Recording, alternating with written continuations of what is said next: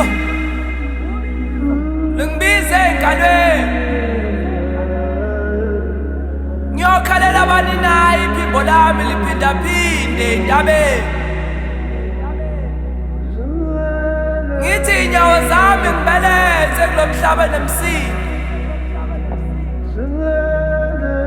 Ngifunana noxolo engalweni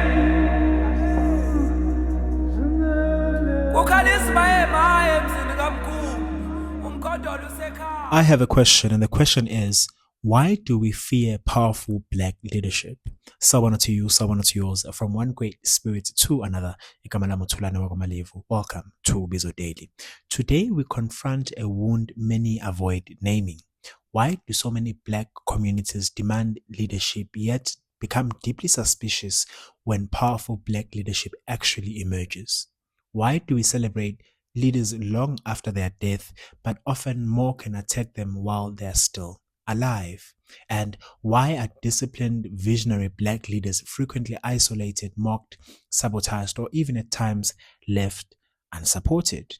Today we speak about colonial fragmentation and how divided people often become frightened by their own possibility. Let's speak about how colonialism destroyed trust within the black community. Colonial systems understood something deeply strategic. If African communities remained unified, control would become difficult. So division became policy. Tribe against tribe, language against language, class against class, religion against indigenous systems, urban against rural, educated against traditional, men against women, young against elders. Division weakens resistance. This we've seen, and generations later, many communities still inherit this distrust. History tells painful truths. Patrice Lumumba, Thomas Sankara, Chris Hani, Muammar Gaddafi, Steve Biko. Some were physically removed, others were politically neutralized, others were distorted through propaganda, and communities were often manipulated into distrusting those fighting for them. This pattern is not accidental. Strong black leadership threatens systems built on extraction. Let's talk about how trauma creates leadership anxiety. Many people have also been harmed by corrupt leadership that I agree. Broken promises, political betrayal, exploitation, religious manipulation. This creates understandable skepticism among communities, but unresolved betrayal can become overcorrection.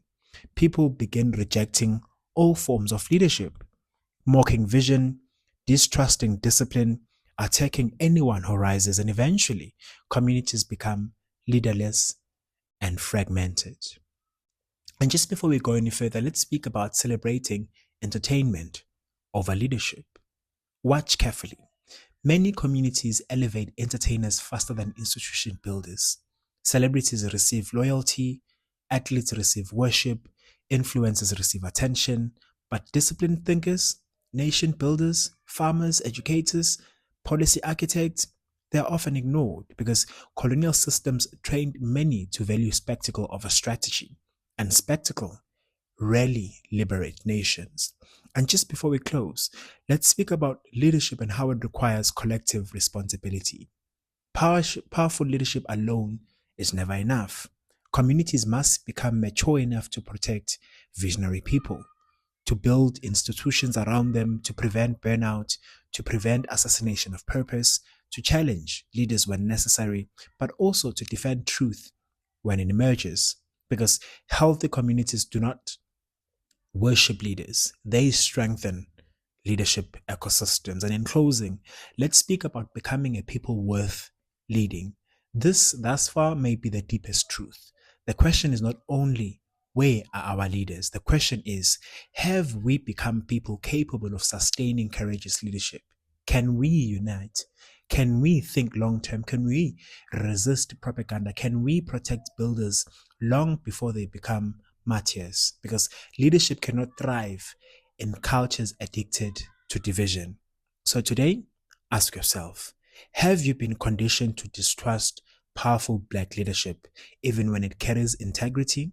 And are you helping build environments where true leadership can survive? Because oppressed communities do not need only leaders. They need communities mature enough to recognize them while they are still alive. Until next time, Great Spirit, okuhle, umusa, kanye nokukhanya ekuhambeni kwakho. Light, mercy, and blessings on your path. Ubizo daily. The call continues.